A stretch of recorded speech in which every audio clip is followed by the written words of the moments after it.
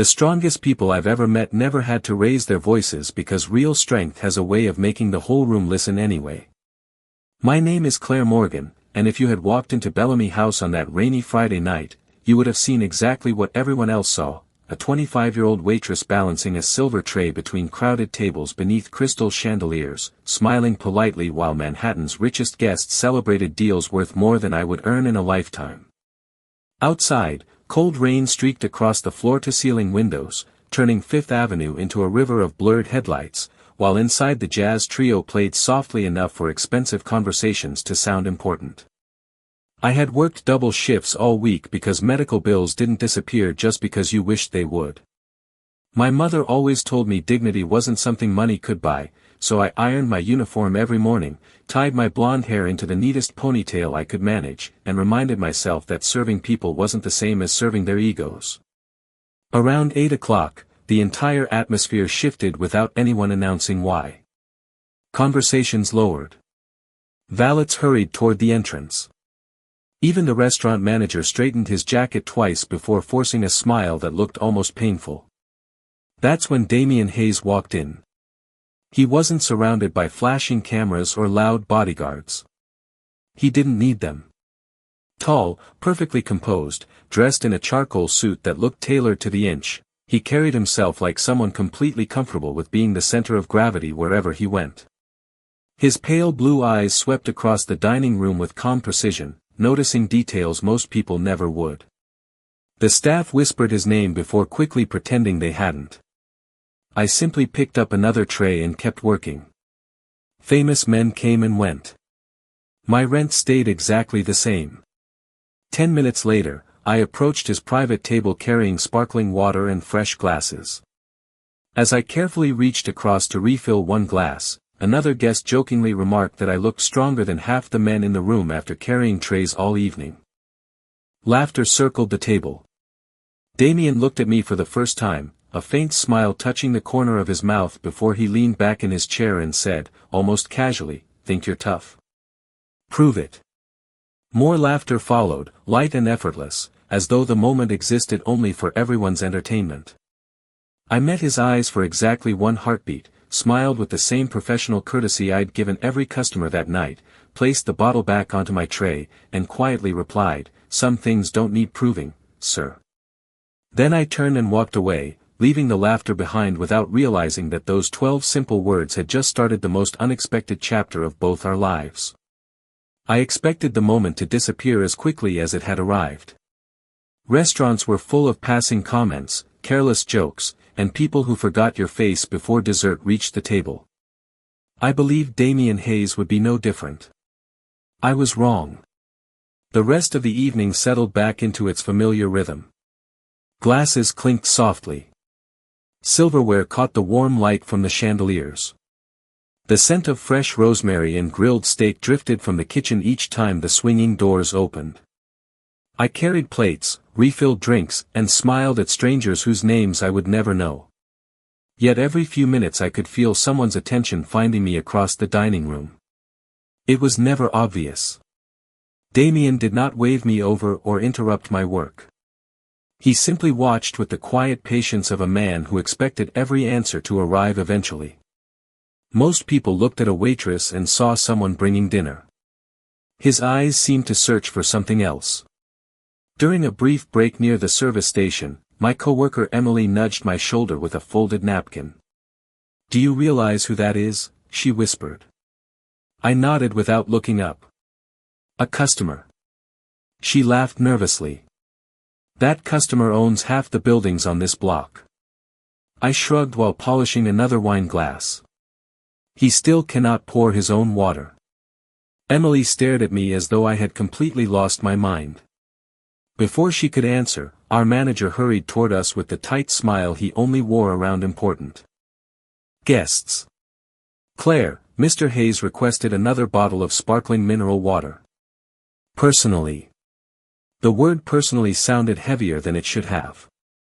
I picked up the chilled bottle and crossed the dining room once again.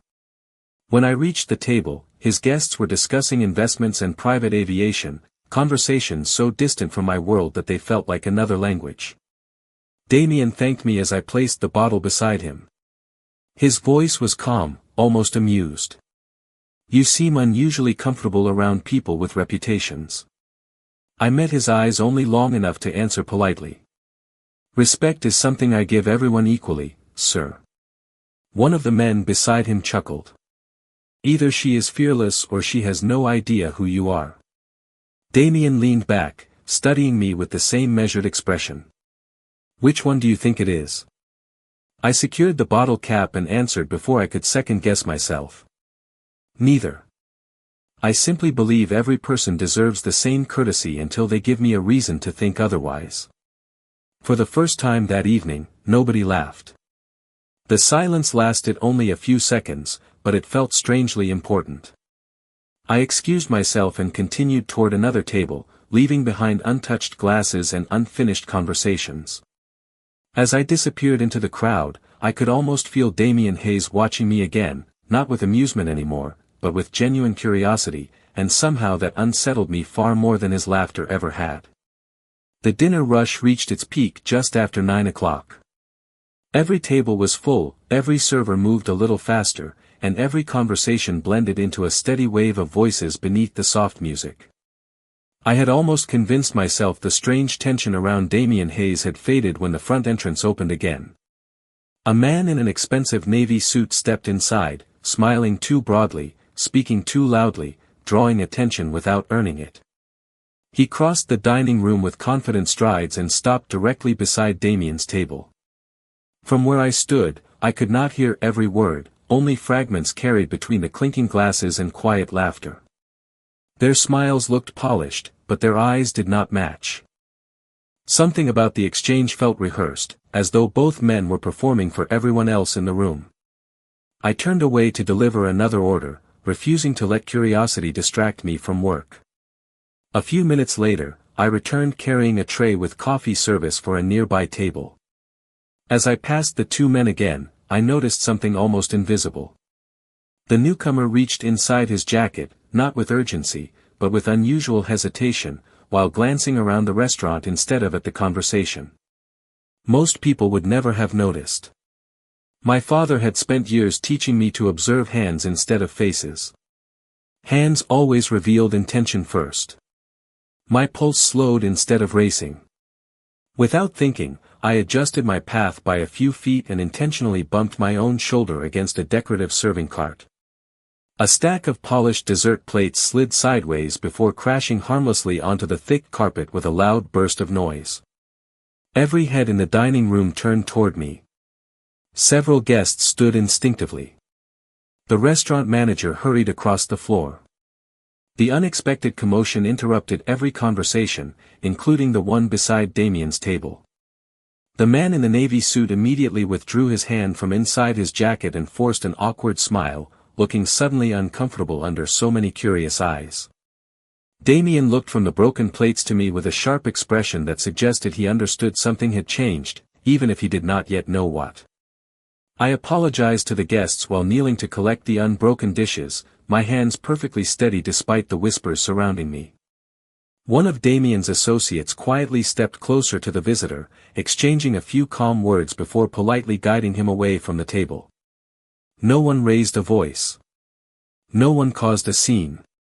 Within moments the man thanked everyone for the misunderstanding and chose to leave the restaurant.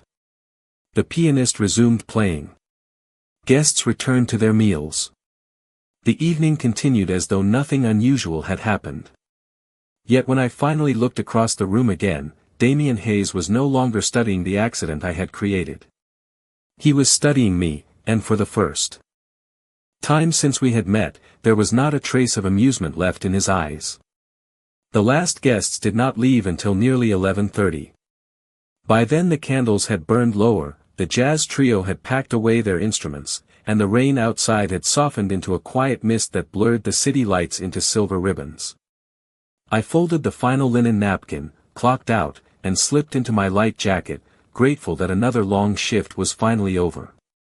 The kitchen staff exchanged tired good nights while chairs were lifted onto empty tables behind me.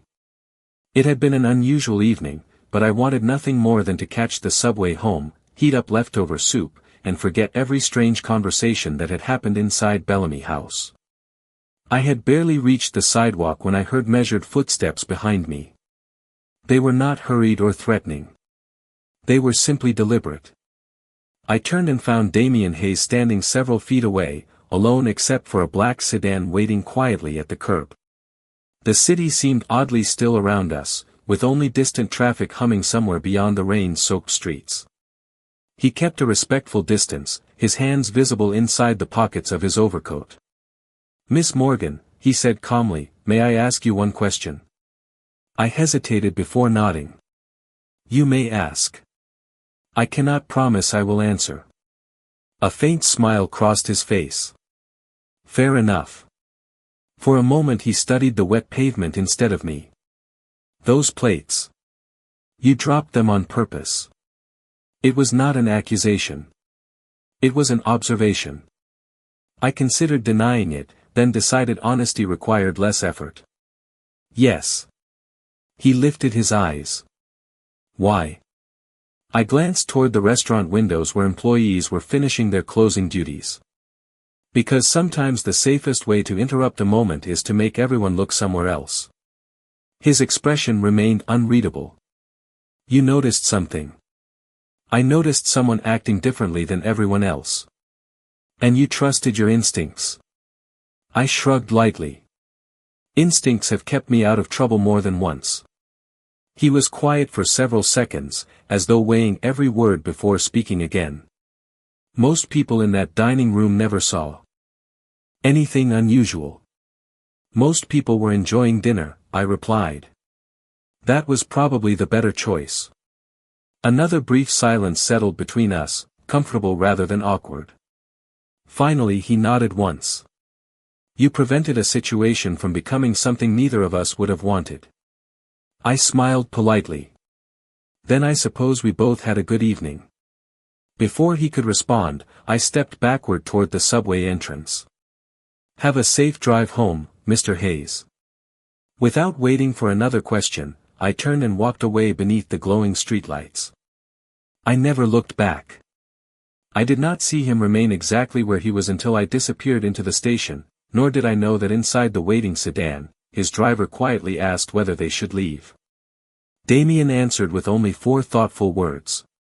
"Find out who she is." Sleep came easily after 16 hours on my feet, but peace never stayed long in my apartment. My alarm rang at 6:30 the next morning, and sunlight slipped through the old blinds in thin golden lines across the kitchen floor.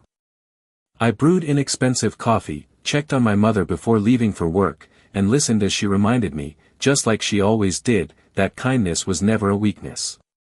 She had repeated those words since I was a little girl, long before life forced us to sell the family house, long before hospital bills replaced vacation plans. While she rested, my eyes drifted toward an old wooden shelf where a single framed photograph still stood. It showed my father smiling beside me on a worn blue practice mat inside a neighborhood community center. Every Saturday morning for nearly 10 years he had taught self-defense classes there after finishing his shift as a police training instructor. He never wanted me to become aggressive. He wanted me to become impossible to intimidate. "Confidence is quieter than fear," he used to tell me after every lesson. "The strongest person in the room usually looks the calmest." After he passed away, I stopped competing in college tournaments and quietly packed away every medal I had earned. Caring for my mother mattered more than collecting trophies. By 8 o'clock I was tying on my apron. At Bellamy House once again, expecting another ordinary shift. Emily was already waiting with an expression that practically vibrated with curiosity. "Claire, someone asked about you this morning." I looked up from arranging clean menus. "A customer forgot a scarf." She shook her head. "No. A man in a gray suit. Very polite. Asked our manager how long you had worked here." My stomach tightened for only a second before settling again. Restaurants attracted curious people every day. There was no reason to imagine anything unusual. Still, when I stepped into the dining room, I noticed fresh white lilies arranged near the front entrance. They had not been there yesterday. Everything else looked exactly the same. The polished wood floors reflected the morning light. Coffee machines hummed softly behind the bar. Waiters prepared silverware with practiced precision. Life moved forward as though the previous evening had already become yesterday's forgotten story. Around noon, our manager called me into his office. He smiled in the careful way people do before delivering unexpected news. "Claire, one of our private dining clients requested that you personally handle tonight's service." I frowned slightly. "Did they mention why?" He adjusted his tie before answering. "They simply said you have excellent judgment." I thanked him politely and returned to work, but for the first time since meeting Damian Hayes, I found myself wondering whether some encounters really did end when people walked away, or whether certain conversations quietly continued long after the words themselves had disappeared. That evening arrived with the quiet confidence of something already decided. The private dining room overlooked the Manhattan skyline, where the setting sun painted the glass towers with shades of amber and gold before fading into deep blue. Fresh orchids decorated the long walnut table, crystal glasses reflected the candlelight, and every place setting looked untouched by ordinary life. I adjusted my apron, took one slow breath, and stepped inside carrying a silver tray. Damian Hayes was already there, seated alone near the window, reading through several documents before calmly setting them aside as I entered. "Good evening, Miss Morgan," he said. His tone held none of the amusement from 2 nights earlier. "Good evening, Mr. Hayes," I replied while placing a glass of sparkling water beside him. For several moments neither of us spoke. The silence did not feel uncomfortable. It felt deliberate, as though both of us understood that careless words would only distract from more important ones. Finally he looked toward the city lights instead of at me. "I learned something about you today." I continued arranging silverware with steady hands. People usually do when they ask enough questions. A faint smile appeared before disappearing again. "Your father taught self-defense." I paused for only a fraction of a second before finishing my work. "He taught confidence." The self-defense was simply the lesson people noticed. Damian rested one hand lightly on the table. "You never competed professionally after college. Life changed. You gave it up to care for your mother." His voice carried no judgment, only quiet respect. I nodded once. Some responsibilities matter more than trophies. The room grew still again. Outside, headlights drifted across the streets far below like slow-moving stars. Damian watched them for a long moment before speaking. Most people spend their lives trying to become impressive. His eyes finally met mine. "You spent yours becoming dependable." I had served hundreds of wealthy guests over the years, and almost every compliment had sounded like another transaction. This one felt different because it expected nothing in return. I folded the linen napkin beside his plate and answered honestly. Dependable people rarely make headlines, but someone always depends on them. He let out a quiet breath that almost sounded like laughter. "You continue to surprise me." "That is probably because you expected someone else when we first met." He accepted the observation without argument. Before either of us could continue, the private room door opened and several business associates entered, greeting Damian with practiced professionalism. The moment between us quietly disappeared beneath formal introductions and business conversation, yet as I stepped back toward the service station, I noticed something I had not seen before. Damian no longer looked at me as though he was trying to solve a puzzle. He looked at me as though he had finally realized he had been asking the wrong questions all along. The meeting stretched well past sunset, and by the time the last agreement had been signed, the city beyond the windows had transformed into a sea of shimmering lights beneath another blanket of steady rain. I gathered empty coffee cups and neatly stacked dessert plates while the guests exchanged quiet handshakes before leaving one by one. Within minutes the private dining room fell silent again. Damian remained near the window, reviewing a final document as though the long evening had barely touched his energy. I carried the last tray toward the service station when the lights flickered once before settling again. A low rumble echoed somewhere outside, followed by the unmistakable sound of heavy rain striking the glass. One of the restaurant supervisors hurried through the hallway speaking into a radio. A delivery truck had stalled across the narrow service entrance, blocking the exit used by staff and suppliers. Nothing dangerous, only inconvenient, yet it instantly created confusion among employees trying to finish the night. I stepped into the hallway and noticed two kitchen workers attempting to force open a side-loading door that had swollen from the rain.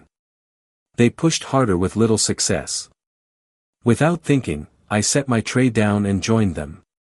My father had taught me that frustration wasted energy while patience usually solved problems faster. I examined the warped frame, asked everyone to stop pushing for a moment, then lifted the handle slightly before pulling instead of forcing it forward. The old hinges shifted with a dull creak, and the door opened smoothly on the first attempt. The kitchen staff laughed with visible relief. One cook shook his head and smiled. "We have been fighting that door for 10 minutes. I smiled back. Sometimes pressure is not the answer. Sometimes you only need the right angle. As I turned, I realized Damien had witnessed the entire moment. From the end of the hallway. He walked toward us without hurry, his expression thoughtful rather than impressed. You seem to solve every problem by making everyone else slow down first, he observed. I picked up my tray again. People think clearly when they stop competing with the problem. He nodded quietly, looking toward the now open doorway where employees were already moving supplies outside. That advice applies to more than doors. Rain drifted through the opening with cool evening air, carrying the clean scent of wet pavement into the restaurant. For several seconds neither of us spoke. Then his phone vibrated softly. He glanced at the screen, answered with only a few calm words, and ended the call almost immediately.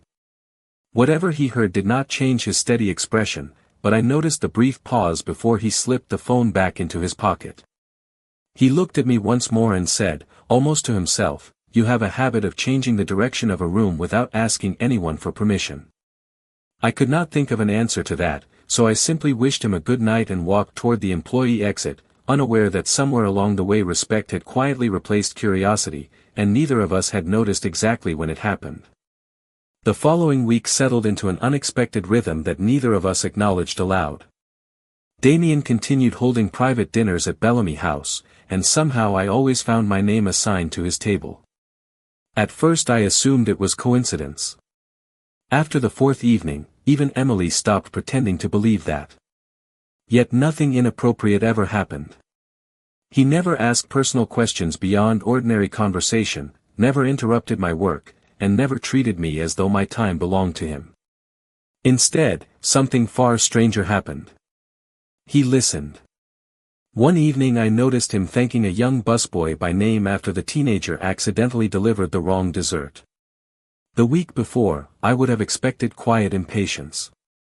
Instead, Damien smiled and simply said, "Everyone learns somewhere." The nervous young employee walked away looking as though someone had handed him a second chance.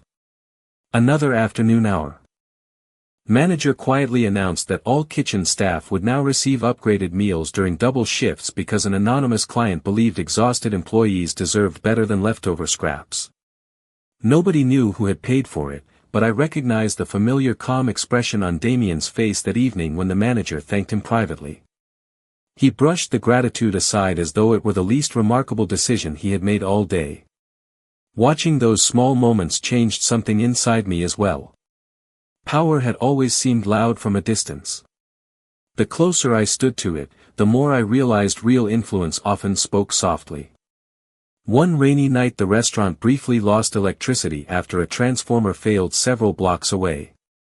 Emergency lights immediately filled the dining room with a gentle amber glow while guests looked around with quiet uncertainty.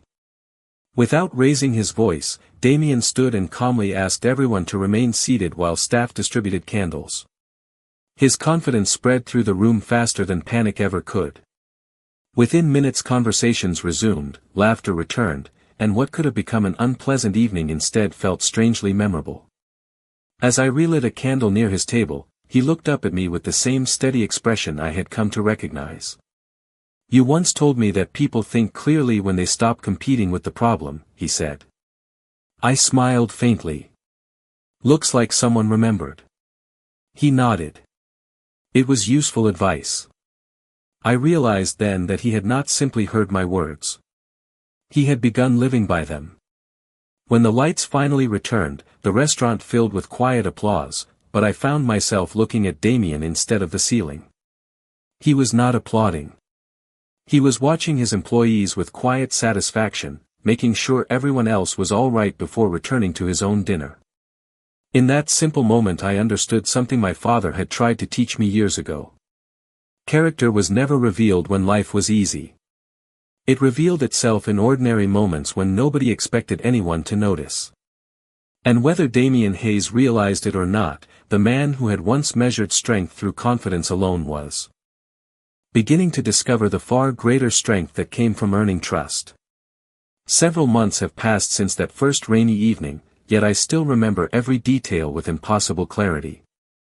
Bellamy House continues to glow beneath its crystal chandeliers every night, the coffee still smells the same, the piano still fills the room with familiar melodies, and guests still arrive believing they understand the people serving their meals. Most of them never do. On my birthday, I finished another double shift and stepped outside expecting only the cool autumn air waiting beyond the restaurant doors. Instead, I found my mother standing beside the entrance with the brightest smile I had seen in years. Behind her sat a modest wheelchair-accessible van with a small silver ribbon tied across the hood. For one terrifying second I thought someone had made a terrible mistake. My mother reached for my hand before I could ask a single question. Someone wanted me to have easier appointments, she whispered, her eyes already filling with grateful tears.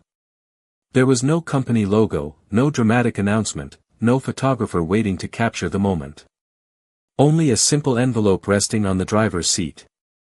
Inside was one handwritten sentence. No family should struggle alone. There was no signature, but somehow I already knew. The next evening I found Damien sitting alone near the same window where we had first spoken. I poured his sparkling water into the familiar crystal glass before quietly placing the envelope beside his plate. He looked at it without touching it. You never signed your name, I said softly. He answered with the smallest smile. Kindness does not become more valuable because people know who paid for it. I looked out across the Manhattan skyline where thousands of lights stretched into the distance like stars scattered across the earth. You have changed, I said. He was silent for a long moment before speaking. The truth is, Claire, I believed strength meant making people listen to me.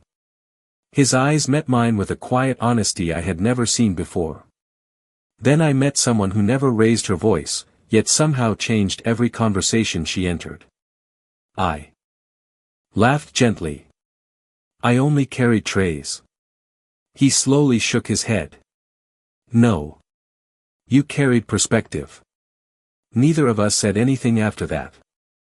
We did not need to. Sometimes silence tells the truth more clearly than words ever could. Looking back now, people often ask me when everything changed. They expect me to describe a dramatic moment, a grand confession, or a life-changing decision. They are always surprised by my answer. Everything changed the night one man laughed because he mistook confidence for arrogance, and one waitress quietly walked away because she already understood the difference. Real strength was never about proving who could control a room. Real strength was leaving every room a little better than you found it.